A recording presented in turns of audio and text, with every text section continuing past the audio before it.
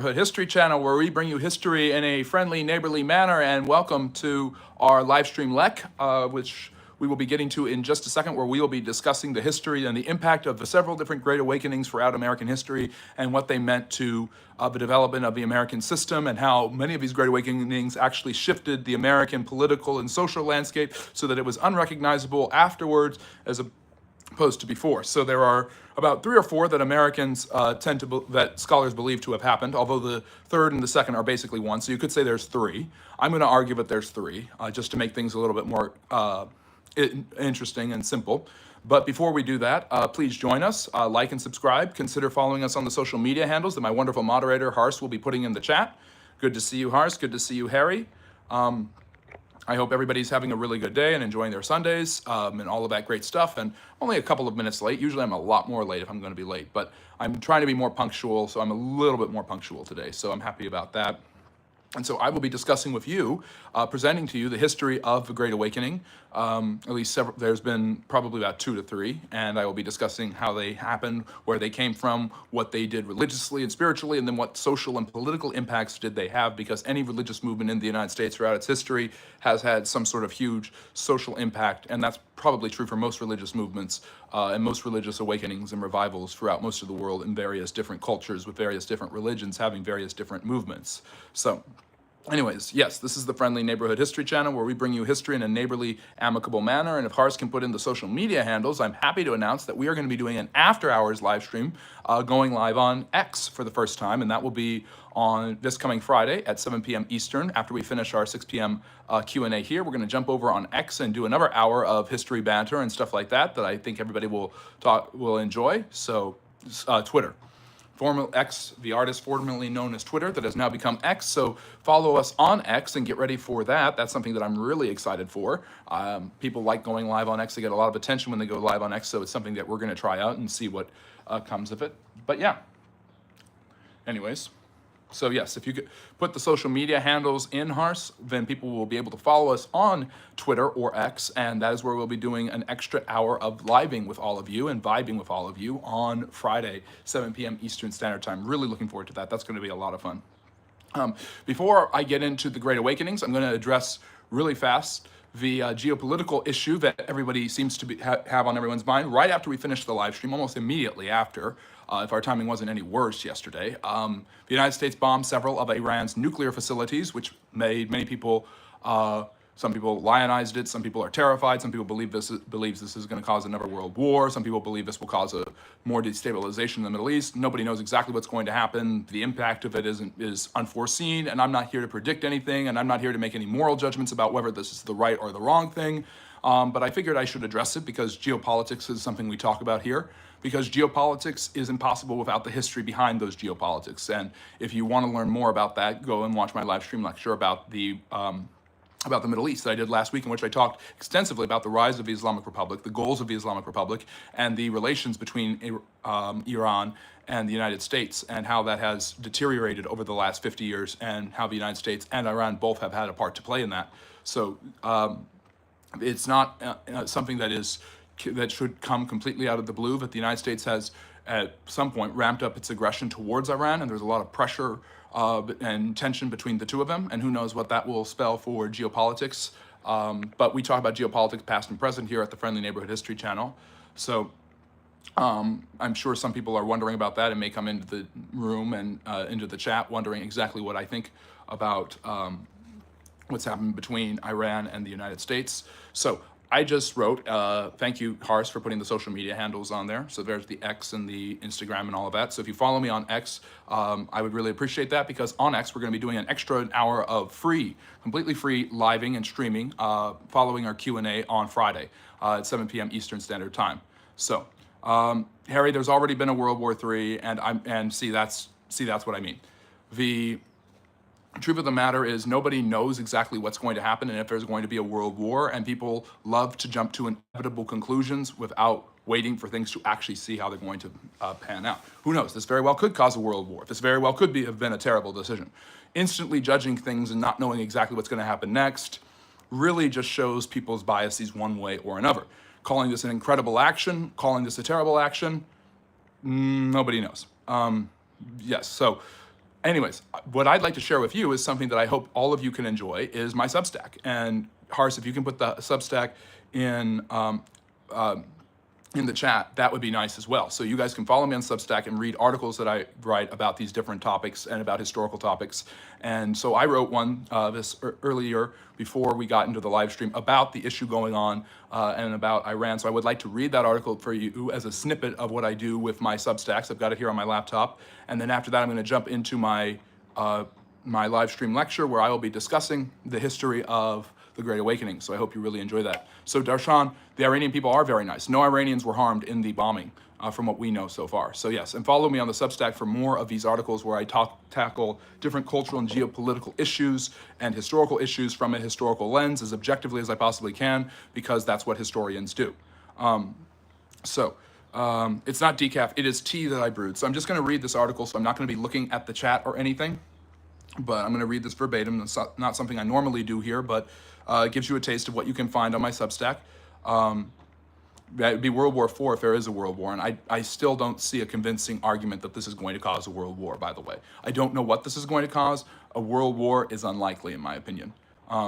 So let me see here. So Iran and the sin of inevitability. This is on my Substack, the Friendly History Substack. So if you want to, I'm going to pin that for now. And so if you guys want to follow me or subscribe there, please do for more articles like this. But this will explain exactly what I think of what happened, so I don't have to keep repeating it, and will hopefully give you a context and a comparative historical situation. Iran and the sin of inevitability. History is not inevitable. It was Marx who first stridently proposed that it was, borrowing from Hegel, who believed politics and democracy were indeed inevitable. One of my biggest pet peeves is assuming a macro-level inevitability in history. This immediately meant this would happen.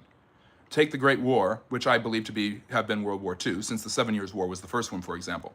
Archduke Franz Ferdinand, that'd be a cool band name, of Austria-Hungary, was assassinated by a Serbian nationalist in Bosnia. This did not mean trench warfare, the Russian Revolution, the fall of the Ottomans, and the creation of many modern Middle Eastern states such as Iran itself, thanks to Britain. Okay, that's extreme, but it did not even mean war between Serbia and Austria-Hungary. Franz Joseph, the Austrian emperor and king of Hungary, who was slightly older than dirt when the war began, used the assassination as a pretext to demand more and more concessions from Serbia to gain more control. The Serbians could have given in without being totally insane, being totally inane. Russia did not have to come to their aid either. Indeed, Austria only pushed the envelope when Germany, under the Kaiser, promised to take on Russia, enacting the Schlieffen Plan to knock out France first in the West since they were allies of Russia. Germany also did not expect bogged-down trench warfare, Britain to honor Belgian neutrality and join their Maladies partner in France, or for their heinous unrestricted submarine warfare to bring America, Argentina, China, and Japan into the fray. Let me see, where am I? Neither Central Power expected Italy to jettison their treaty and join France, Britain, and Russia, and even after the Russian Revolution, few expected them to lead the war until after the Bolsheviks took power and began placating the Imperial Germans, ironically enough. These geopolitical contingencies created the narrative and legacy of a war seen as an inevitability after Franz Ferdinand was killed. Far from it. There had been a war in the Balkans that had almost blown up a year prior, and nothing came of it. History teaches us lessons for our own context. Let's turn there, boys and girls. People are outraged as President Trump striking Iran's nuclear facilities. While Trump's never hesitated to do whatever he feels at any given moment, and this impetuousness has cost him dearly, what he did is not impeachable by any means, first off. The War Powers Resolution gives him the authority to do a strike like this as long as he notifies Congress within 2 days and ceases operations after 2 months. Well, check both boxes. The Democrats stand to gain greatly from this, on the other hand, creating another impeachment debacle will only hurt an already extremely unpopular political party. Play it quiet and safe and let the anti-war libertarians come to you as they trickle away from Trump. But all this is not inevitable either. Some on the right are saying this will cause a war and this regime change and thus another migrant crisis that will hurt the West. Others say this is no different than 2003 and Iraq having weapons of mass destruction. There are some parallels, but I'm not ready to say what I always do. History rhymes but doesn't repeat. Donald Trump is not George W. Bush, nor has he signaled any indication of a ground invasion other than letting Israel take care of it. Regime change is ostensibly not on his mind, nor is he betraying himself, saying often he wants no war, no nuclear facilities. He may be threading needles, but he's not breaking his word. Not yet, at least. I sigh as I must address those saying Israel pulled the strings here. Probably to some extent, but not fully. Trump was waiting for Iran to concede, gave him 2 weeks. They refused to shut down their nuclear facilities. He moved in with an admittedly impressive show of stealth strength. But the assumption of inevitability increased primarily by social media hype and the sensationalization of the increasingly irrelevant and partisan US press on both sides, I may add, only strengthens anxieties and anxious inevitability. There is still no guarantee of a war, let alone a regime change, let alone a migration crisis, and more instability in the Middle East. Trusting the US blankly after everything they've done is plain stupid. This is not a stabilizing move, but may not be a destabilizing one either. Basically, as we never do and should do with many of these instances, both locally and globally, wait to gather all the facts. Iran's promised retaliation is dubious. They themselves have trouble putting their money where their mouth is. And with China, Russia, Pakistan, and Saudi Arabia not wanting an oil crisis, even the Strait of Hormuz seems a long shot. It's not a canal, and shutting it down is hard, and canals aren't a picnic either. See the Suez Crisis of 1956. At the same time, this strike only makes them look weak, and no one is rushing to give them the military aid they would require for a proportional retaliation except the defanged Houthis. If everyone would stop rushing to inevitables, maybe we could see the contingencies a little more clearly and create a clear understanding of what's happened and why and what may happen next. However, humans do not do this, and sensationalism is often undefeated, and those who do not learn from history are bound to rhyme it. In my book, history doesn't rhyme, it repeats. But what do I know? I'm just a historian. So, anyways, there you go. That is my take on the Iranian issue right now. I am not in bed with this idea that it's going to inevitably cause this, it's going to inevitably cause this, it's going to inevitably cause this, because guess what? When Franz Ferdinand was killed, it didn't inevitably cause a world war. It led to it, but it didn't inevitably cause anything. That war could have been avoided had Serbia given in to Austria-Hungary's concessions. Had the Germans not told the Austria-Hungarians, this is what we're going to let you do whatever you want, and don't worry about Russia. Austria-Hungary would have never gone after Serbia had the Germans not promised to handle the Russians. And if the British had not come to the France's aid, that war would have never turned into the war that it became. When Britain entered the war, so did its huge arsenal, its huge navy, and its huge empire. That's not even the United States, Italy, the Ottoman Empire, Romania, Bulgaria, Argentina, China, Japan, or any of the other powers that joined that war. So the truth of the matter is, it's astounding to me. It's been a pet peeve of mine when people assume something is inevitable in history when it is not. And when they take that and apply it to modern geopolitical instances because they saw something on X. They should instead pay attention to what we're doing on X with our first live stream there, 7 p.m. on Friday, Eastern Standard Time. Yes. So anyways, so hopefully that's my perspective about it. That's where I'm coming from. I think it's a fair perspective. I understand someone might agree with it. Some of you might disagree with it. Some of you might like it. But the truth of the matter is, I think it's fair. I think we shouldn't rush to judgment, and I don't expect anything to happen yet. And when it happens, I'll be, we will see exactly what happens. My next guess would be some sort of retaliation, maybe a small military operation, but Iran is very defanged and is losing a lot of its clout and looked very weak because of this attack.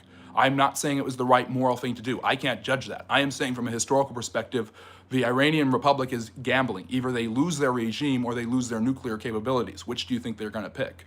So, anyways, yes, that's true, Harry. And I mentioned Belgium being violated. So yes, Belgium entered that war because of that. So hello, Gaihan. You just missed me reading from my Substack. Hopefully you guys enjoyed what I had to say on Substack. If you want to read more articles like that, please follow us there. So yes, there is a truth of the matter that the truth of the matter is history is not inevitable. Geopolitics is not inevitable. This is not a cause of a war. This is not a cause of a world war. It is a military operation. We'll see if it leads to how much escalation it actually leads to, how much Iran actually does, and what Trump does in response to that. I think that he's wanted Israel to take care of this on its own, and when the Iranians refused to get rid of their nuclear facilities yesterday morning, that was the die was cast for him. And that's why he did it. It was interesting. I'll share my own, because maybe this is the start of something much bigger. This might be the start of what I consider to be the Fourth World War, or you may call it World War III. I was having dinner last night with 3 different friends. One of them is a liberal Democrat who voted for Kamala Harris. One of them is a moderate, right-leaning individual who voted for Trump but doesn't really like him. And one is a big MAGA guy. And then there's me, your friendly neighborhood history channel guy. And we're talking about History Hefner. And we're talking about the Iranian strike because it had just happened. And every single one of us agreed at the time, based on it, of course, I'm sitting here looking at how wars start and wondering if this is going to cause a world war or not. And I'm, again, dubious that it will. It's a bad risk to take necessarily. But we all basically agreed that it makes sense, at the very least, or is the right decision for him to do it. These are people from very different political perspectives, all basically agreeing about this action. And basically saying, it's not a bad idea. That's, I mean, and of course we're Americans and we think about it from an American perspective. 75% of Americans have said they don't want Iran getting a nuclear weapon by any means. And Trump has been, and the other thing is that Trump has been saying he's wanted to do this for a decade. And many people believe that other American presidents have wanted to do this. There's evidence that the Biden administration was trying to work with Israel on what this could look like. This isn't something that just popped up out of nowhere. This isn't something that just came to Trump overnight because the Iranians were being difficult. This is something he's been planning for a while and seeing if he could get away with, or if he could do, or if Israel wouldn't do it for him, if he would have to do it. So that is where I'm basically coming from on that perspective. And hopefully that anecdote of all four of us basically saying, yeah, we can understand where he's coming from. It's probably a right idea, where that maybe sheds a light that people of different political perspectives can probably see what this action by itself, detached from what happens next, makes a lot of sense. So we'll see if this actually leads to the escalation people are worried about. My guess is right now, I'm about 60-40 no. So, and I think there is a big hype around it, and that's what social media and the press are going to do. I mean, Qasem Soleimani was supposed, I mean, let's talk about contemporary history. Qasem Soleimani was supposed to be the next world war. Moving the embassy to Jerusalem was supposed to be the next world war. Many people believe that George W. Bush might be bringing the US into another world war. Watch one of my most recent shorts. We do shorts content on this channel every day. I go into detail explaining how, ever since the Cold War, every single major power has done everything in their power to avoid a world war. 80 years of nuclear weapons, intercontinental ballistic missiles, being able to go to space, all of that stuff, and we have done everything we can to avoid a war because of those weapons of mass destruction. No pun intended, if reference to Iraq. But the truth of the matter is, the fear of mutually assured destruction prevented land wars in Europe and in Asia that could have easily caused another world war. So the truth of the matter is the entire geopolitical apparatus militarily has been set up with extremely strong capabilities, yet an extremely tepid fear of another world war breaking out. And the reason the Cold War happened and was never a hot war was because a hot war would have been a world war between the Soviet Union and the United States. And that's with 45 years of history behind it. Harry, there was fears. I mean, you had Iran, you had the axis of evil. There was a lot of people have worried about a world war being started. The Cuban Missile Crisis could have caused a world war. Vietnam could have caused a world war. The Afghan invasion. There's been a lot of people who've been worried about this kind of stuff for a long time. So that's true. And the big buddies have abandoned Iran, by the way. So Harry, they're calling for a ceasefire because Russia's got its own hands tied, and China doesn't want to really help Iran, especially if the Strait of Hormuz is closed. Iran will lose all of its friendship with China, because China gets 45% of its oil from Iran. That could, from the Strait, from transactions along the Strait. So there you go. A Discord server. I would like to start a Discord server at some point. We'll see what that's like. I'm just going to interact with the chat a little bit, then we're going to get to our actual live stream, which we always do every Sunday at 4 p.m. Eastern, which is about the Great Awakenings. But I'm just going to look at the chat to make sure I didn't go completely off the rails. Yes. Harry, I get it. You think Trump is a nut job. That's why you have your perspective. I was sitting with a liberal Democrat, and he explained that he thinks it's the right decision despite him hating Trump. And he thinks Trump is just as much of a nut job as you probably do. Yeah. Yes. Iran was supporting Pakistan over India. Now they want help from India. How ironic. Well, that's because the Pakistanis don't want to help the Iranians. That alliance is kind of fractured because the Pakistanis are demanding a ceasefire, which doesn't help the Iranians right now. So there you go. Yeah, the Russians, I don't see the Russians doing anything like that. I mean, they've got their own war. The pressure is on them from Zelensky. Zelensky's trying to get more money from NATO. I don't see Russia giving Iran nukes. So they're still with Iran, but they're not. But they've said just this past week they do not want a world war. They do not want a large-scale global conflict over this. Yes, thank you, Simon. That's what we achieve here: an objective sense of what's going on. Yes, Mary, that's like saying the Houthis are with Iran. They can't do anything. So we'll see. We'll see how much retaliation this is. Basically, Iran, by saying they're going to pursue legal action and they're going to go after the Strait of Hormuz and they're going to activate sleeper cells, proves they are not relying on anyone else. They have not officially called on the Russians to help them, as far as we know. Do you think this far nukes have saved more lives than they have taken? No. The nukes, I'm just answering this, and we'll get into the Great Awakenings thing, Harris, I promise. Nuclear weapons obviously cause more damage than they intend. There could have been another world war between the Soviets and the United States had there not been a proliferation of nuclear weapons on both sides that had led to mutually assured destruction. So that continual fear kept the US from invading North Korea, North Vietnam. It kept the Soviets from pressing in on Afghanistan. The fear of nuclear weapons being used against them kept both sides at bay on several different occasions. And when it got super, super tight during the Cuban Missile Crisis, it still didn't come to anything because of mutually assured destruction. So mutually assured destruction actually prevented a long-scale hot war between the United States and the Soviet Union, despite knowing how dangerous nuclear weapons are. And the nuclear weapons we have now, that Iran was developing, that India has, that Israel has, that the United States has, that Pakistan has. By the way, one of the reasons the India-Pakistan war ended so quickly, it'd be the first major war between two powers that are nuclear capable, ever. So, every other war in history, only one side or neither side has had nuclear capabilities. So that was one of the reasons that war came to such a stalling end. So, yes, you do know that the Strait of Hormuz is extremely vital. Yes, it's extremely vital for the Chinese, which is why the Chinese are probably are the other global powers really going to suffer a horrifying development in their oil field? Are they really going to allow Iran to continue doing that? So, yes, Harry, I know Trump bad. And believe me, I have plenty of criticisms of him ignoring international law and doing whatever he wants. So, but the people saying it's an impeachable offense do not know the Constitution. People who are saying that he doesn't have the power to do this do not know the Constitution. I have to make points of order there. Yes, exactly. So there's going to be pressure on Iran from Saudi Arabia, the Pakistanis, and China, and I don't see India helping them at any time, Apu. Tell me honestly, don't you think America is trying to be the stereotypical superhero who wears underwear outside of pants? Yes, that's definitely the United States on many occasions. So Iran can appeal to the UN and international courts all at once. Yeah, exactly, Harry. So, and Iran is the last to scream about violations of international law, human rights, and things like that. So I'm going to move forward into our live stream lecture part. Hopefully you enjoyed what I had to say and enjoyed the Substack. If you did, consider liking. And if you want to get away from the craziness that you see on X and other social media platforms, join us for our live on Friday at 7 Eastern, where I will be discussing whatever you want to. It'll be my part 2 of my Q&A over on X. So I am finally transitioning over to social media platforms. Eventually we'll have a Discord and all of that great stuff. Why Trump supporting Pakistan, saying they're best friends with a terrorist country? Probably because they know they would have had their rears handed to them by the Indians, and Trump prevented that from happening by creating a ceasefire. Trump was actually, it's an interesting trajectory what Trump has done the last 3 days. Friday, he negotiates a peace between the Congo and Rwanda after their 30-year war. Then then Pakistan nominates him for a Nobel Peace Prize. Then the next day he bombs a country.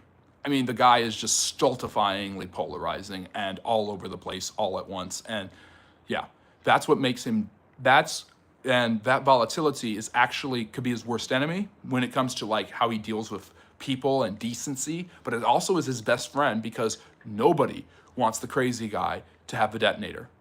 And yes, I'm talking about Trump, just briefly.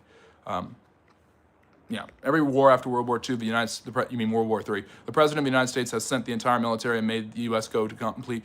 That's not true. Not fully harsh. Congress has approved resolutions, the Gulf of Tonkin resolution, the Operation Iraqi Freedom. Congress has voted on these. They're not full-scale wars. They're military operations because war is a bad word now. So the United States has gone to war and started wars in Iraq, Afghanistan, and Vietnam. But the truth of the matter is that it's not unprecedented for a president to use military strikes. Barack Obama did it against Osama bin Laden. Trump did it against Abu Bakr al-Baghdadi and Soleimani. Reagan took out Gaddafi's son in a missile strike. It's not impossible for this to happen. So there you go. Theresa May, our former prime minister, said that even if you're in the room with him, you don't know what he's going to do. Exactly. And Harry, I know you don't like that unpredictability. Believe me, I'm an American, and I don't like that unpredictability. I'm a historian. I look at patterns. Trump is not a pattern, although he is kind of a pattern in a strange way. But he doesn't know what he's going to do seconds before he does it. But that's also a negotiation tactic that calls back to his business background and all of that. And sometimes it's actually helpful for him when he does that because he does something that you just didn't see coming and it throws people off.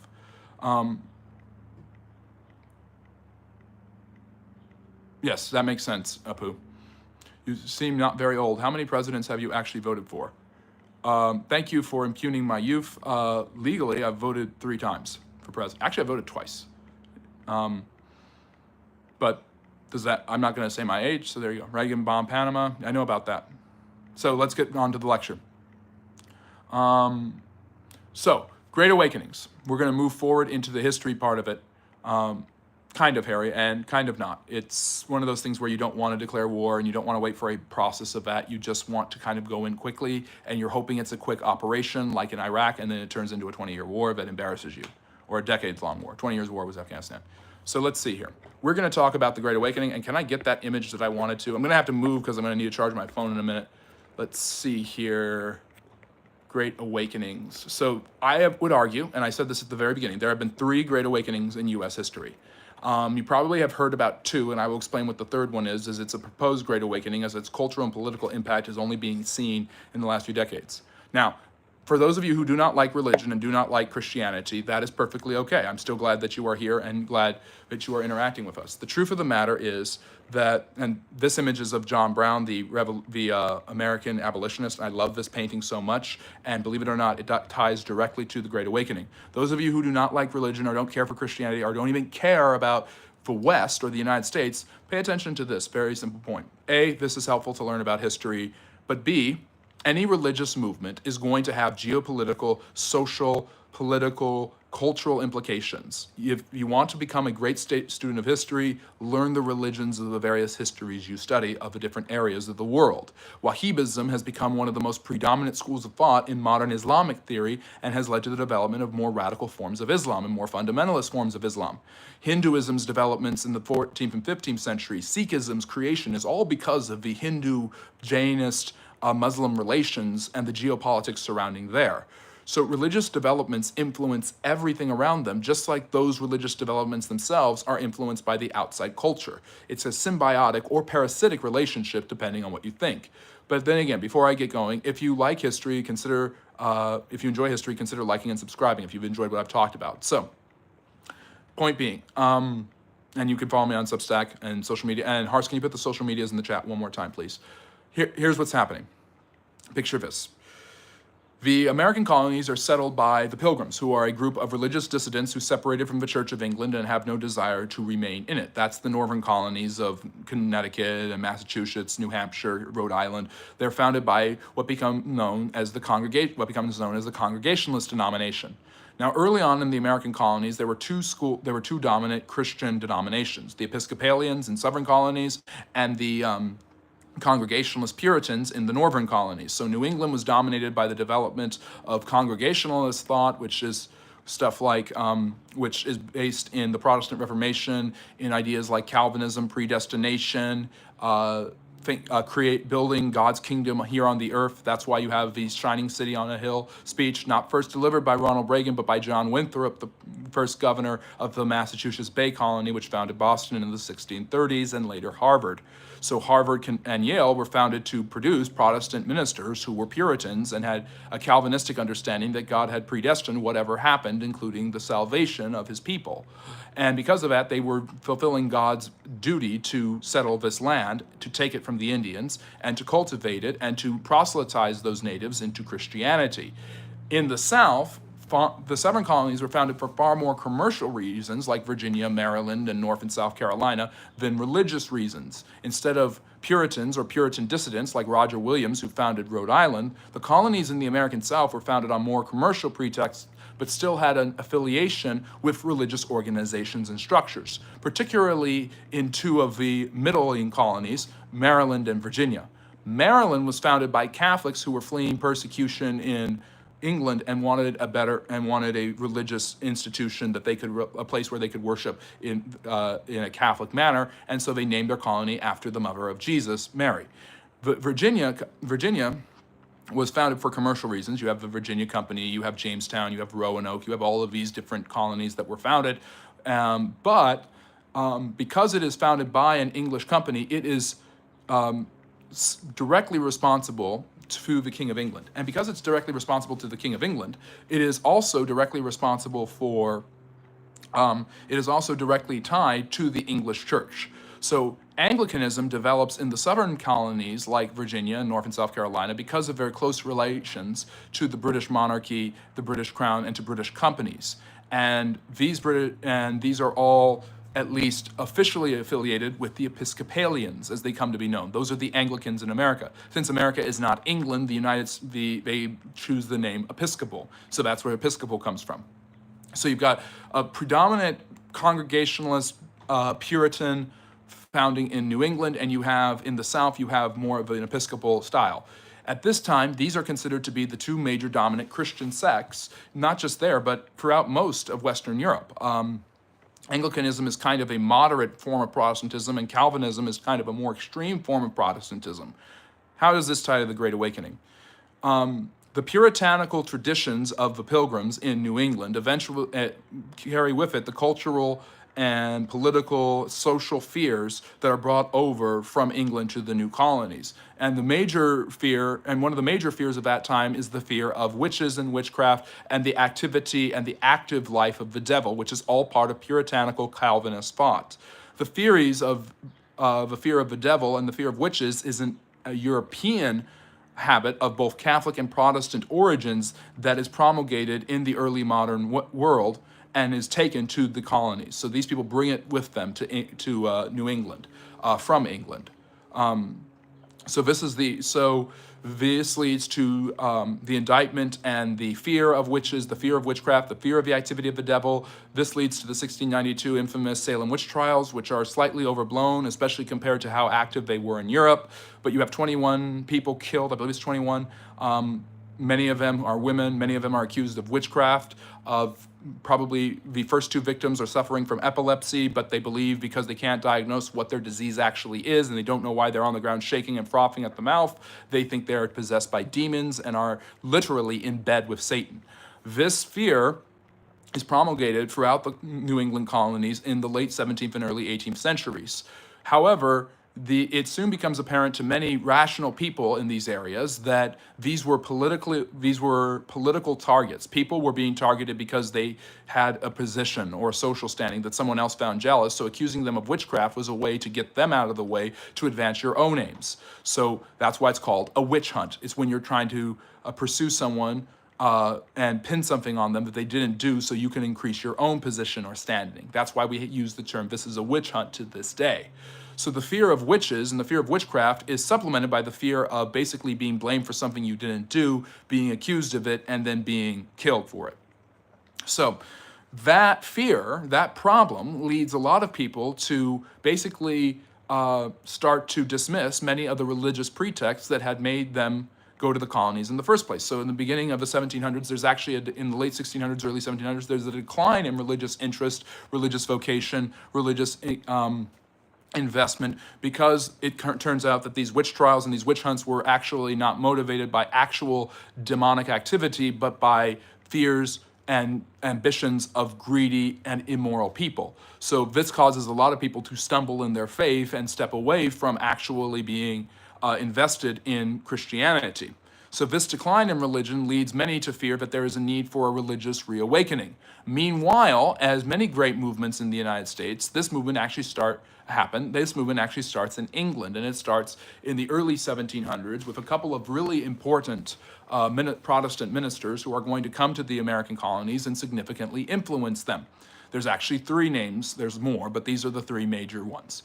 John and Charles Wesley are two brothers who are reformers of the Anglican Church, who eventually form a new movement called the Holiness Movement, which calls for doubling down in commitment to biblical morality, and that starts several different denominations, most notably the Methodist Church, which becomes popular in the American South, replacing Anglicanism as one of the more invested, committed, evangelical groups. Whenever a Christian group emerges that is very interested in proclaiming their message to a different group, they are known as evangelicals. The earliest Protestants were known as evangelicals. The Anglicans had originally been known as evangelicals, but as they became kind of down long in the mouth and all of that stuff, the Methodists became the new hot thing on the street that was actually interested in real evangelism and in really spreading their message. So they're seen as the new kid on the block, replacing the Anglicans, who had once been the kids on the block, and this becomes popular in the American South. John Wesley is an extremely well-known preacher, and his brother is an extremely well-known hymn writer. So many hymns that are inspired, that are used in hymnals and churches throughout the United States even today, have many hymns written by Charles Wesley. So that's what's happening in the American South. Congregationalism's reform is going to come because of another Brit, George Whitefield. George Whitefield is a extremely charismatic preacher who spends most of his life in England. England has gone through a lot of upheaval at this time. In fact, it's now known as Great Britain by 1707. There's been a reform of the political structure. There's been a Bill of Rights and a constitution. The king has lost a huge amount of his political clout. Parliament is rising. The economy is starting to grow. The early fangled machinations of capitalism are beginning to take root, and English society and life is changing at the beginning of the 1700s. And a call for new religious movements with stronger fervor and more commitment to the Christian gospel than the tired old Anglican or Puritan churches starts to take precedence in England and then will spread to the United States. The best, and George Whitefield is one such minister who will bring a lot of these ideas. He is of the puritanical Calvinist conviction, but he has a renewed interest in preaching evangelism and in saving souls. He is also a fan, as is many of the preachers of this movement, of religious freedom, religious toleration, which is an idea that has been developing slowly but surely in Protestant thought for the last couple of centuries, that basically says Christians should be allowed to worship even if they disagree, because killing each other doesn't seem to follow what Jesus taught at all. And despite religious wars between Protestants against other Protestants and Protestants and Catholics, by the early 1700s, the Europeans were sick and tired of fighting religious wars, so fighting a war doesn't make any sense, it's not practical anymore. But at the same time, continual condemnation of people who also seem to preach Jesus Christ tends to isolate and alienate and create disunity. So you have there's no quarter given to Catholicism quite yet, whereas nowadays in the United States and in the West, Catholics and Protestants typically tend to consider each other Christians who just have different practices and ideas.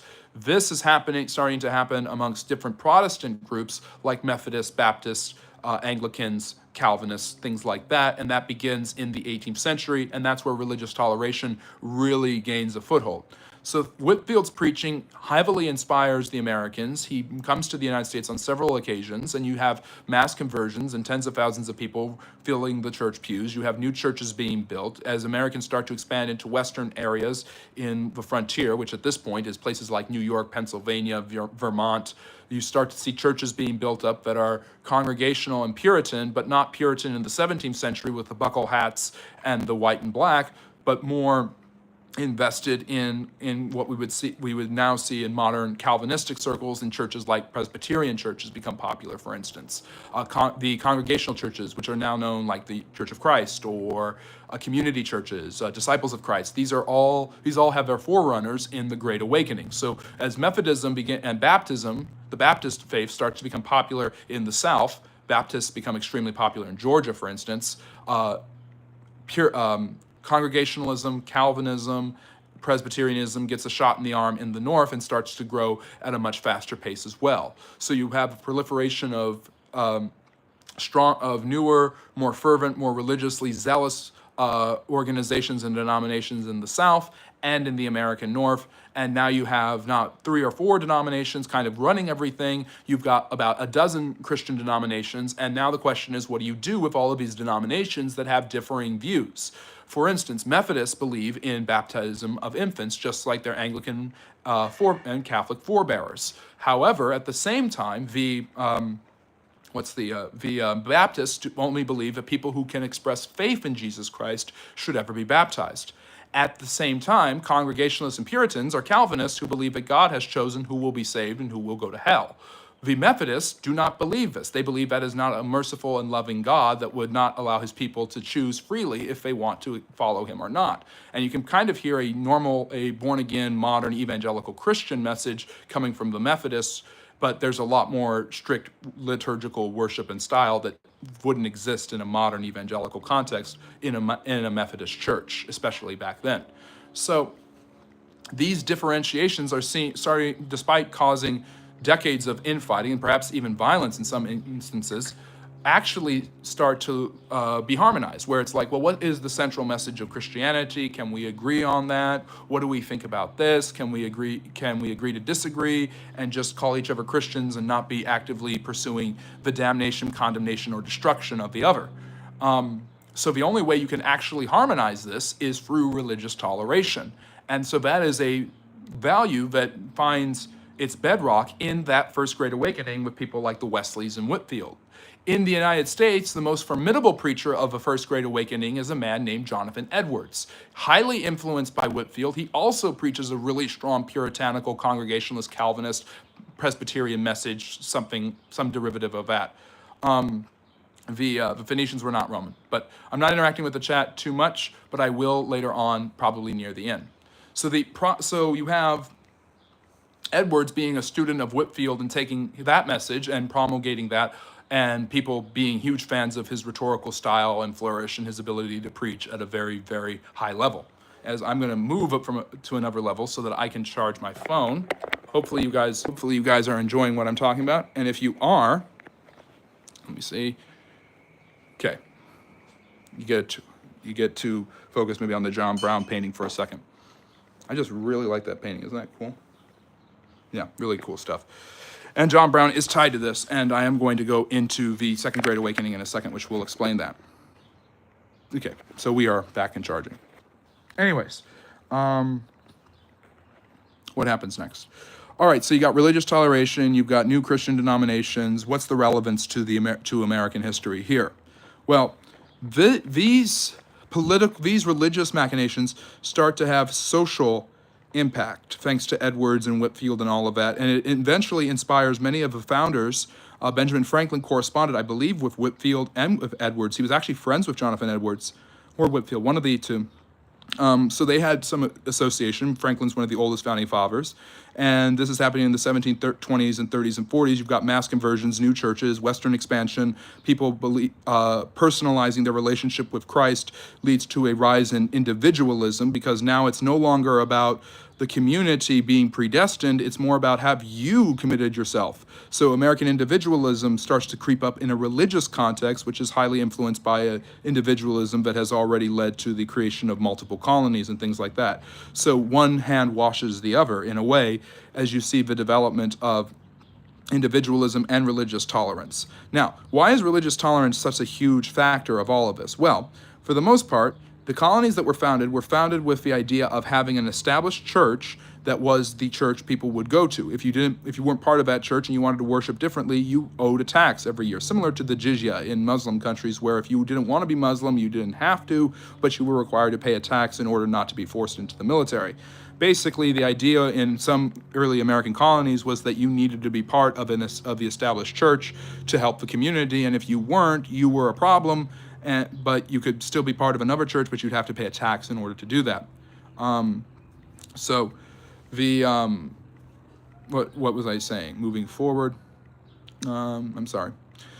So religious toleration gets rid of the idea of having established state churches. Rather than having the colonies have an established church, the idea that becomes more popular is that they basically, anyone can worship in whatever Christian context he or she wishes to worship in. And it doesn't have to be Anglican or Baptist or Congregationalist. Now this sets up the floodgates for, and I'm not saying that in a bad way, for other religious toleration of people who are non-religious, who are atheistic, agnostic, Muslim, Buddhist, Jewish, and have all sorts of different religious backgrounds, contexts, and traditions. And that is part of what a lot of people love about America, is its religious toleration. The bedrock for this is set in not establishing in the earliest signs of this start during the Great Awakening, as a lot of people see that you should be a Christian, but you don't have to be any particular Christian, as long as you're not Catholic. This is mainly something going on within Protestantism. Catholics are still seen as an enemy, and that legacy and tradition actually carries into the modern way in American history, although religious toleration of Catholics will have to wait for later centuries. However, the opportunities for religious Catholics to come to the United States and start their own colony to escape persecution in Protestant England lead to Maryland, for instance. So there's a couple of things there. What happens next? where was I? Okay, so these ideas influence new denominations, and they influence some of the founding fathers. So the idea of religious freedom that is enshrined in many of America's founding documents and was advocated by many of America's founding fathers, Thomas Jefferson most noteworthy, is the freedom to not have to have a state run the church. This is the separation of church and state. Not that religious principles or ideas can never be a part of the governmental structure, or that people shouldn't have any sort of religious commitment in mind when they act in politics, but that not one singular church should actually control an entire state or area, and that the people should be allowed to worship God as they see fit. Not worshiping God is almost never on the radar.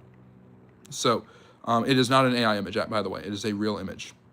So the founding fathers are interested and really like the idea of religious toleration, and they borrow it and adapt it for a political structure and enshrine it in the First Amendment of the Constitution, the non-establishment clause, as it's known, which basically says that Congress shall make no law for the establishment of a religion, basically saying that no state can establish its own church, and the Constitution, the government, is not going to make a official religion. So England had the Anglican Church. At this time, France had the Catholic Church. When the U.S. Constitution is written, there is no official state church. People worship whichever church they want to. This is, of course, later applied to other religious groups, as I was saying. So the bedrock of American for freedom of choice when it comes to religion, which obviously impacts other freedom of choice, and the bedrock of American individualism, can be seen as a development of the First Great Awakening, which saw a proliferation of religious churches, denominational differences and divergences, and the need to harmonize this, leading to greater need for religious toleration. This religious toleration influenced the founding fathers, who put it in many of the founding documents, basically believing that it would be unfair for any state or government to establish a particular religion. Basically meaning that all of the taxes that were put on people who didn't want to be part of a state religion were undone with the founding of the Constitution. So, this is not a Confederate general, and we're almost there. So, that's the First Great Awakening. The Second Great Awakening, it happens in the 1820s and 30s. Now, this one is also extraordinarily individualistic. It starts off with camp meetings in western areas of New York and eventually spreads throughout much of the eastern part of the United States. And this one is far more of a kind of a frontiersman, tent meetings, open air religious celebrations. Again, new denominations are developed. New sects of Christianity become popular. Mormonism is founded as part of the Great Awakening. The Millerites, who lead to the creation of the Seventh-day Adventists, who believe the world is ending. The Millerites are a group that believe the world's ending, and an offshoot of them is the Seventh-day Adventists. The Mormon Church is established in the wake of the Second Great Awakening. The Second Great Awakening also preaches an extremely strong individualistic pattern, even more so than the first one, that now, thanks to the preaching of men like Charles Finney, who's one of the leaders of that movement, basically, you have to make an extremely personal choice to follow Jesus. This indeed emboldens individualism. It also emboldens westward expansion and manifest destiny, as many people put U.S. expansionism into Western territories in terms of God wanting them to do that. That is where manifest destiny comes from. It is a product, in some ways, of the Second Great Awakening's individualism. People believing that God had given them, because of their relationship with God, that God had given this land to the United States, and it was up to them, with his hand guiding them, to move westward and settle in these lands.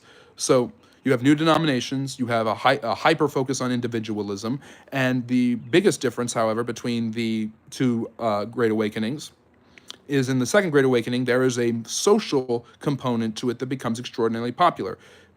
Preachers now call for social activity and action in order to fix the ills of the day. The people should not just proclaim their new faith in Jesus, but live it out by opposing moral evils and supporting moral goods. Some moral goods include prohibition, free equal rights for women, which leads to the women's rights movement in some ways, and the suffragette movement, which starts in the 1840s. These all come out of a shadow of the individualism of the Second Great Awakening, just like the westward expansion, manifest destiny, and pioneership is all a popular outgrowth of the Second Great Awakening. And this brings me to the painting. Perhaps the greatest impact of the Second Great Awakening, other than the religious revitalization with new denominations and tens of thousands of converts once again, is the moral argument it makes against slavery, creating the abolitionist movement, which stridently opposes slavery and demands an immediate end to slavery, whatever the cost will be. This is a painting of John Brown. John Brown was an abolitionist who believed very strongly that God had given him a mission, and that mission was to arm slaves, lead them in a rebellion, and eventually, through the help of God, overthrow the sovereign way of life and bring about the freedom of all slaves. He had originally tried to do this by moving to Kansas with his sons and fighting against pro-slavery forces there, trying to push the territory to decide to become a free state instead of a slave state after the Kansas-Nebraska Act of 1854. And then he later does this by leading a militia to attack Harper's Ferry and seize weapons from the government and give it to slaves so that they can overthrow their masters and end slavery. So the fervency of the abolitionist movement of people like him, Frederick Douglass, Sojourner Truth, Harriet Beecher Stowe, and William Lloyd Garrison, who creates The Liberator, which was basically their news article, heavily influenced politics in the 1840s and 50s, and they are the most radical wing of the Republican Party, which is created at this time. And although Lincoln and other Republicans are not so strident in ending slavery right away, they do have a lot of abolitionist tendencies. And so abolitionism starts to push the issue more and more, and eventually leads and becomes a bedrock of the Republican Party, although they sometimes believe the Republicans aren't strong enough on that issue. Again, politics is interesting. So this is an outgrowth of the social calls for reform of the Second Great Awakening. You have women's rights, the freedom of slaves, the rights for the freed slaves, the westward expansion, taking the land that God has given you, new denominations. The last part of this is a movement that will continue even after abolition, even after the Civil War, and in some ways even after the suffragette movement achieves women getting the right to vote in 1920, and that is the temperance movement. The temperance movement sees the social ill of alcohol and decides that the best thing they can possibly do is advocate for the prohibition of the sale of alcohol, which has a huge impact on American history. There is a popular third party around during this time called the Prohibition Party. There are prohibition candidates, there are prohibition meetings. Women tend to organize this, and these movements, they are an outgrowth of the Second Great Awakening, the abolitionist movement, the women's movement, and the temperance movement, all kind of share common allies. Frederick Douglass, Sojourner Truth. Some of these people are huge advocates, not just of emancipation for slaves and rights for slaves, but also for women getting the right to vote and for women gaining access to political and economic advantages and opportunities. Education for women, education for African Americans, and the end of the sale of alcohol. This movement gains such traction that eventually the Prohibition Amendment, the 20th Amendment, bans the sale of alcohol in the United States, or it's the 18th. 18th Amendment bans the sale of alcohol in the United States in 1919, and for 14 years, America is a dry country. To this day, there are still dry counties and areas in different states where people can't buy liquor. That is the legacy of the temperance movement, which used the spiritual message of the Great Awakening calling for social change to try to end alcoholism by banning the sale of alcohol. So anyways, so that's a couple of things that is going on there. That's the Second Great Awakening. So in many ways, the Civil War partially can be attributed to the outgrowth of the Second Great Awakening. Westward expansion, Manifest Destiny, the Mexican-American War can be are somewhat tied to the fervor and messaging of the Second Great Awakening. And you can already see how it has influenced social and political policy all around it, just like the First Great Awakening did. Now, there's one last final Great Awakening that a lot of people don't consider to be a Great Awakening. By the way, a lot of people see the social movements of the 1850s and onwards as their own Great Awakening, but it's really just an outgrowth of what was happening with Charles Finney and other preachers in the 1830s and 40s in New York and the Midwest. So, and Harsh, you do not know if I am a Muslim or not. I do not say what religion I am. But anyways, I try to be as non-biased and objective as possible. And if you're enjoying my objective take on all of this and my explanation of Christian church history as well as U.S. history and how they coalesce, please like and subscribe if you haven't already. And Oxygen, it's great to see you. It's been a while. I'm sorry I haven't been interacting with the chat, but I see Adrift, I see Bill, I see a lot of great people, and it's good to see you all again. Let me see. Moving forward, The last Great Awakening hasn't been called a Great Awakening, but is much more modern and has had huge political and social significance, so much so that it probably will be considered a Great Awakening in the history books. That's called the Jesus Movement. In the 1960s, the United States was obviously involved in the midst of a Cold War. A proxy war was being fought to destabilize the communists in Vietnam and to prop up a South Vietnamese government that was very weak. There was social unrest because of race riots throughout the country. There was the need for economic and social justice. There was the civil rights movement. There was the assassination of leading political figures like JFK, MLK, and RFK. There was the election of President Nixon and the controversy associated with that. The 1960s were a time of great turmoil as the baby boomer generation came of age in a fit of frustration and resistance, calling for more rights and for an end to the war, for civil rights for African Americans and other minorities, and things like that. You had the rise of AIM, the Native American rights movement. The Hispanic rights movement was on the rise. The second wave of feminism had taken over, and the gay rights movement had also began at the end of the 60s. Now, why is any of this significant to a religious awakening? In this cultural malaise, in this generational conflict between the older, more conservative generation and the younger, liberal one, the baby boomers, and with the rise of counterculture, the hippie culture, rock and roll music, and all of that, there was a subgenre, a subculture developed of rising Christians. Christians who joined what was called the Jesus Revolution. That gained so much steam that Time magazine even wrote about it. Basically, preachers throughout the United States, particularly in the American West, founded different denominations aimed at evangelizing the younger generation. And rather than expecting them to submit to the religious dogmas and traditions and cultural expectations of previous generations, they synthesized the current cultural issues and the desires of the younger generation with the Christian message as much. You want peace? So does Jesus. You want freedom for all men? So does Jesus. So basically, rather than allowing people to tune out of the culture, become addicted to drugs, or become radicalized in their politics, religious preachers sought to inculcate the younger generation and the counterculture into the church, hoping that they could Christianize them and thus keep them from what they believe to be pernicious activity out in the world. So this movement eventually led to a new wave of Christian conversion in the United States, and a new group of Christians amongst the baby boomer generation that has a significant amount of influence politically and socially to this day. Eventually, additions to the addendums were made to this, like the Moral Majority by Jerry Falwell, the creation of Liberty University, and other institutions devoted to educating conservative Christians. The pro-life movement also gained a huge amount of significance and strength from this movement, the Jesus Revolution, as their social call was to end abortion, just like the Second Great Awakening social call was to end slavery.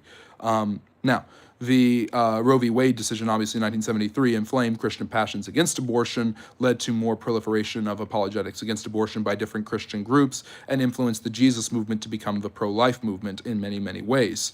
They found their political hero, many of them, in Ronald Reagan in the 1980 election, who advertised himself as an evangelical Christian, was interested in in courting evangelical voters, and was pro-life. So this movement was pro-life. They were committed to Israel, which has influenced American politics to be sure, and was a religious revival that led to tens of thousands of people once again becoming Christian, and they had a social movement that was extremely important for them. They continue to extend a level of influence on American politics to this day. One should take note that President George W. Bush is a product, in some ways, of an evangelical Christian model that became quite popular in Christianity in the late 1960s. So this movement has been social and politically active, as were the previous two Great Awakenings. So in my opinion, just like there's been 3 world wars, there have not been 2 Great Awakenings, there have been 3 Great Awakenings. Nobody knows exactly what the third Great Awakening, how far its reach will go. Some see a cooling of its influence and power, that the religious right, which rose because of it and was strengthened and bolstered by it, has seemingly kind of lost a lot of its steam. Perhaps that era of influence is coming to an end, as well as the increased secularization of the United States in younger generations has probably seen the third Great Awakening come to a full stop in terms of its influence and reach. So anyways, those are the three great awakenings and their impact on American history as told by me, and I hope you really enjoyed it. And if you did, like and subscribe if you haven't already. Let's see here. I've gotten all the way back up to 2%, so there you go.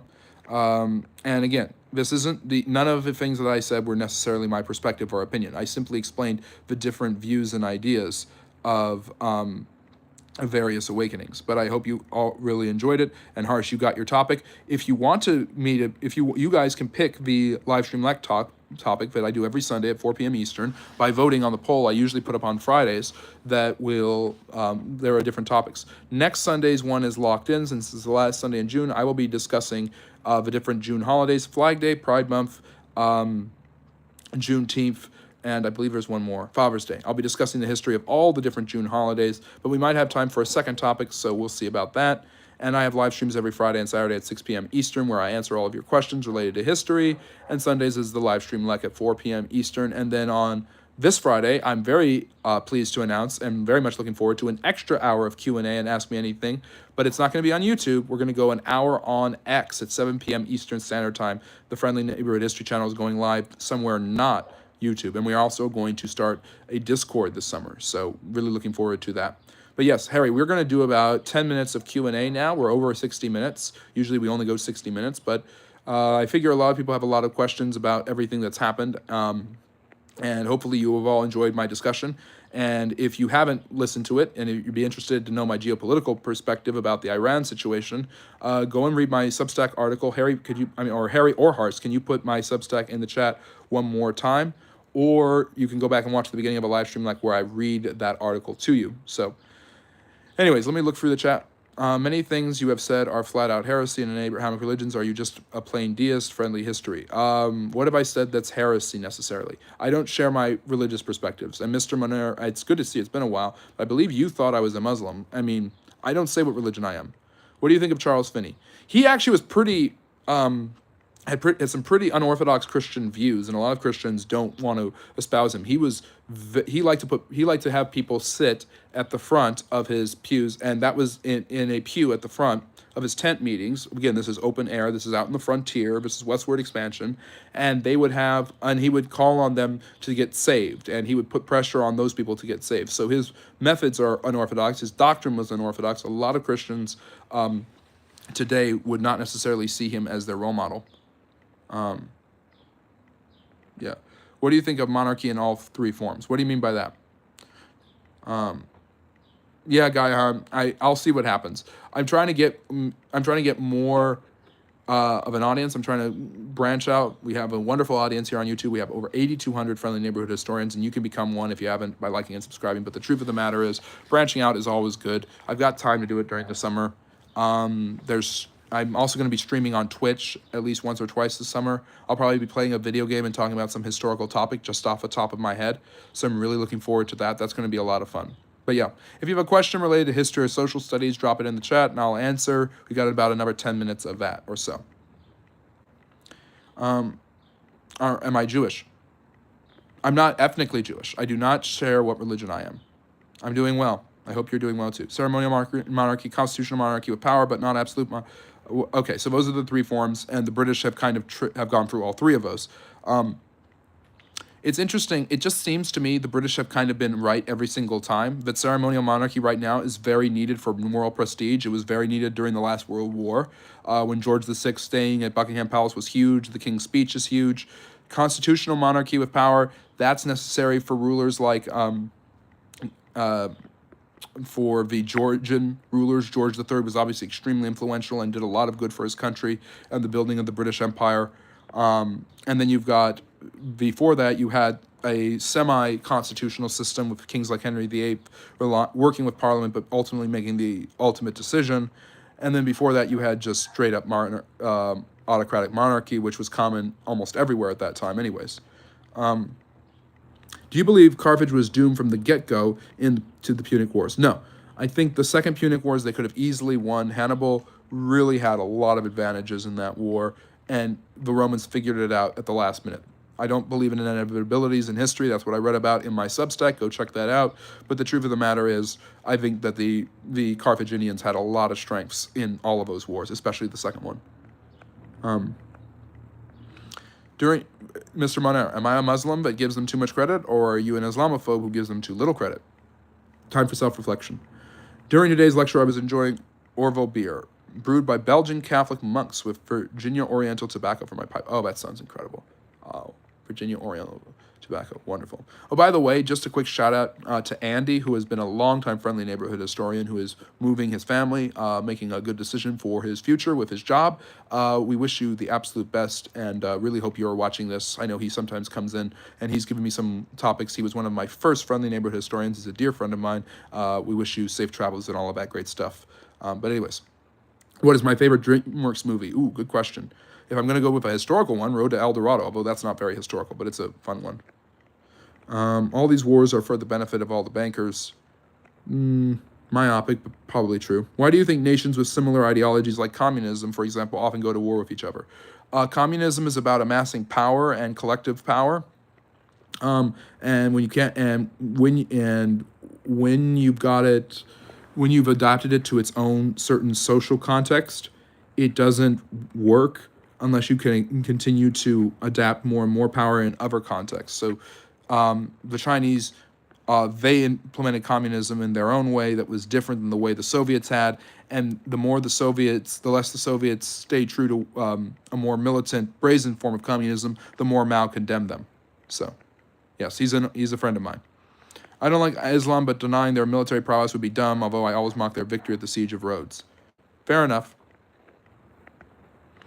What do you think about Iran saying they're considering closing the Strait of Hormuz? Gas could skyrocket in the U.S. It could, but it's going to skyrocket even more in China, who is an ally of Iran. And the Chinese are not so gung-ho on the Iranians. I really think international pressure would build up on Iran. And if Iran wants to garner international sympathy against the United States after the bombing strikes, they won't close the Strait of Hormuz. That would really hurt the Chinese.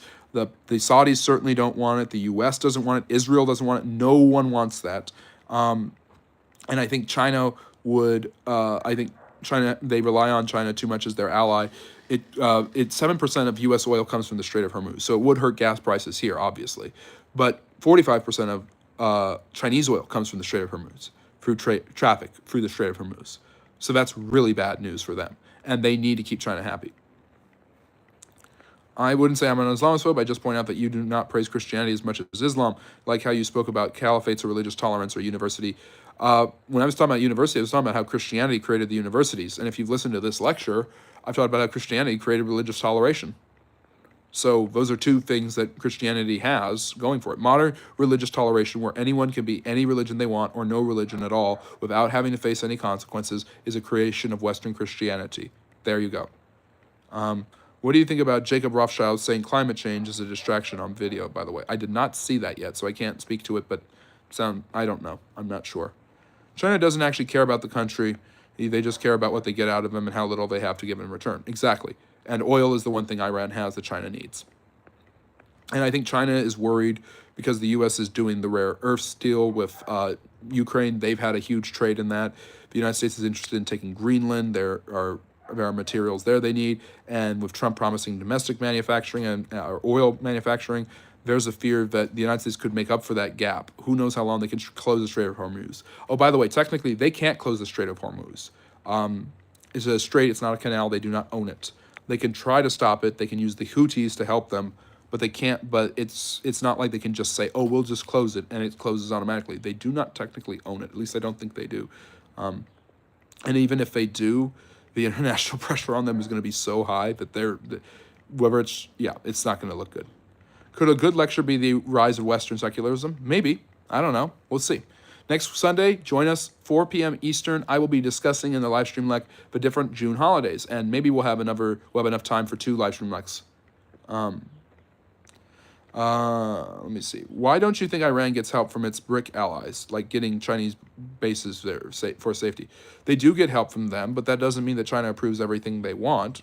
Remember, the Chinese are ostensibly secular government.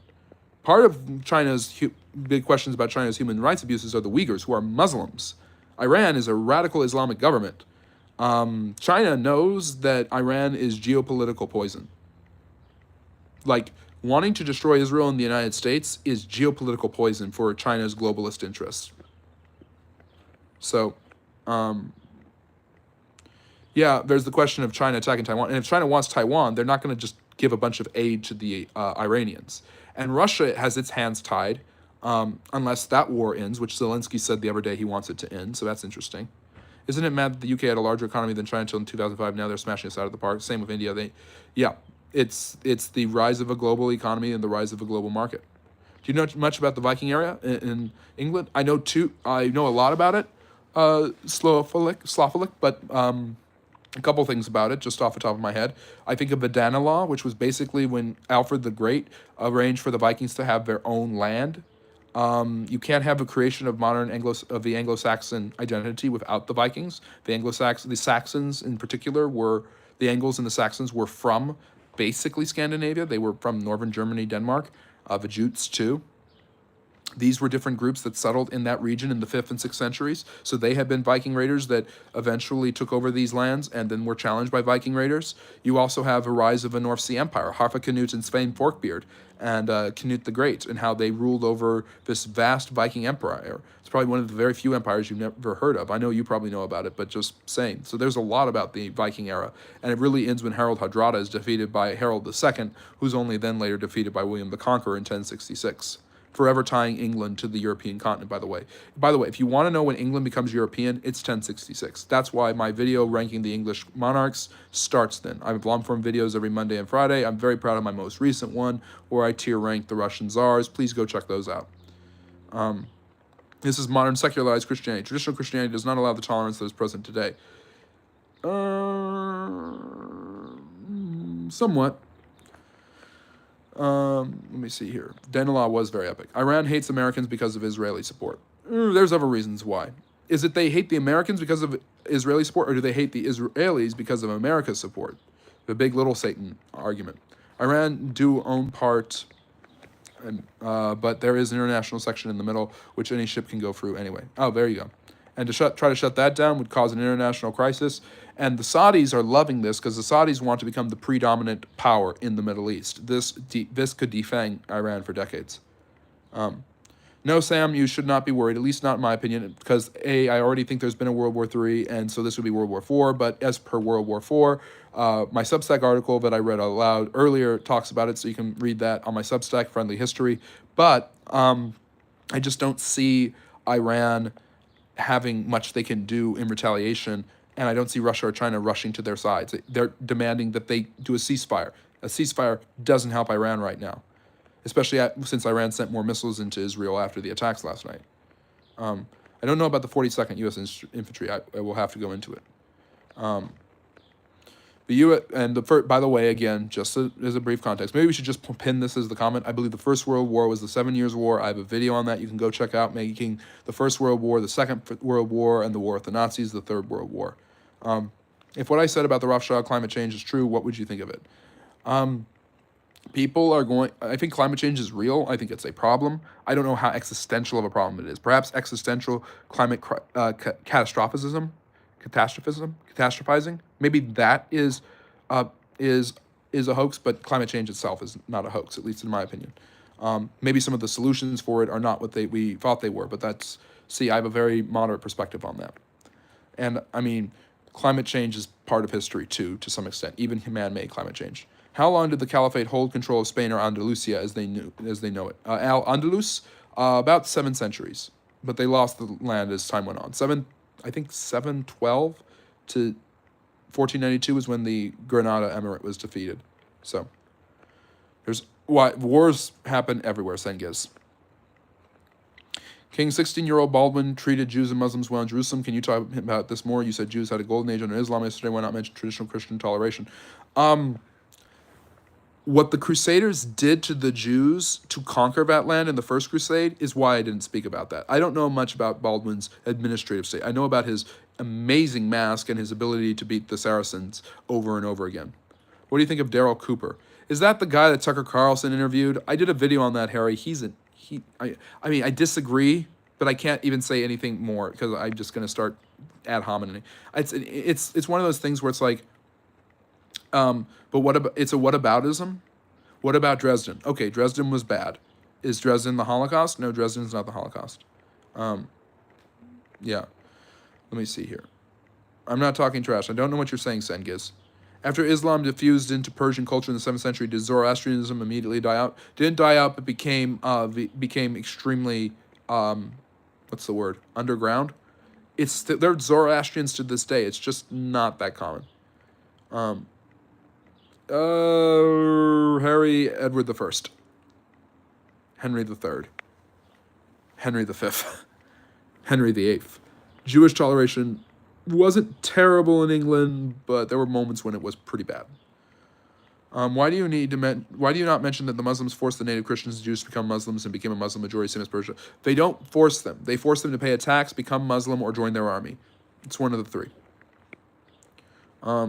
It's illegal to pretend to do witchcraft in Canada, but it's not illegal to do witchcraft. Interesting, to pretend to do it. That's kind of funny. Rainbow Division. Nope, you mean World War III, right?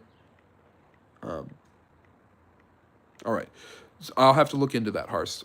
I probably know who they are. I'm just blanking on it right now. Be assembled and asked about time, maybe? Maybe.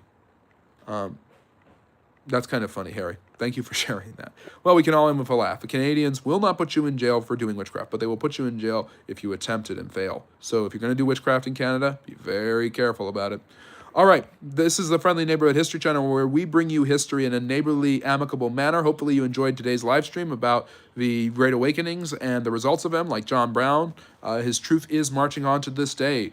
Battle Hymn of the Republic, and also hopefully you enjoyed my geopolitical diatribe, where I looked at the Iranian situation from a geopolitical and historical lens. And remember, nothing is inevitable in history, so go read that Substack. Can one of you, Harry, Hars, put the Substack in the chat one more time? Or the social media. Sorry, Hars, can you put the social media in the chat? You guys can follow me on Instagram, X, or Facebook. I'm looking forward to seeing you all for our live streams next Friday and Saturday at 6 p.m. Eastern, where I do Q&A. But Friday at 7, I will be, not Substack, social. But next Friday, I will be live streaming after my hour is done here on X. For the first time, we are going to be streaming on a non-YouTube platform. So please join us next Friday, this coming Friday, 7 p.m. Eastern on X. So those are the social medias there. You can follow us there. Really looking forward to that X thing.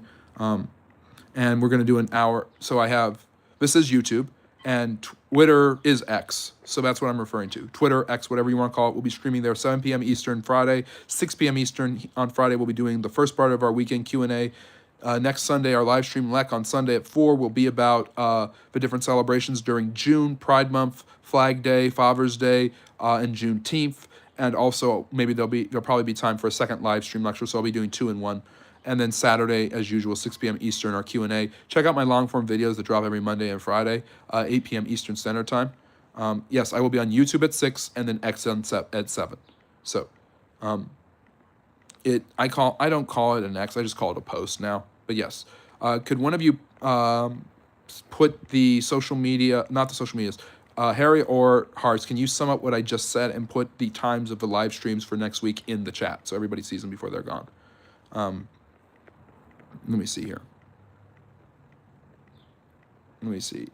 Is it legal to get a fish drunk? Huh? How do you get a fish drunk? I don't know. Like, give him alcohol? How do you even give a fish alcohol? Mr. Monor, believe whatever you'd like to believe. Let's see here. All right. So, anyways, I'm not seeing the social media coming up, but or the times for the lives coming up. But yes, 6 p.m. Friday and Saturday here for Q&A. 7 p.m. on Friday, we're going to be streaming on X for the first time, so follow us on X. And then Sunday at 4 p.m. Eastern, we will be back for our live stream Lek. There you go. And then, so 6 p.m. Twitter live stream or X live stream. And then, Mr. If you want me to admit it, join and become a member of the Friendly Neighborhood History Channel here on YouTube, because we're going to be doing member-only lives. So if you want to support us, all the money that you give us goes towards making this channel better and getting our history across in a friendly, neighborly manner. I will be doing members-only live streams eventually, where I will be talking and about different topics and probably taking off a mask a little bit more. So there's an incentive maybe to join, become a member. You also get early, no cigars in my studio yet. Sorry, Alva Vu, but it's great to see you. Alva Vu, but it's great to see you. And you probably would have liked you'll like my Substack and what I did at the beginning of a live stream, Alva Vu. I talked about the Iran situation in my context there. I know you and I were talking about it. But basically, if you want me to take the mask off and reveal more of my identity, becoming a member here on YouTube is one way to do it. I also will be doing early releases, extra videos, extra shorts.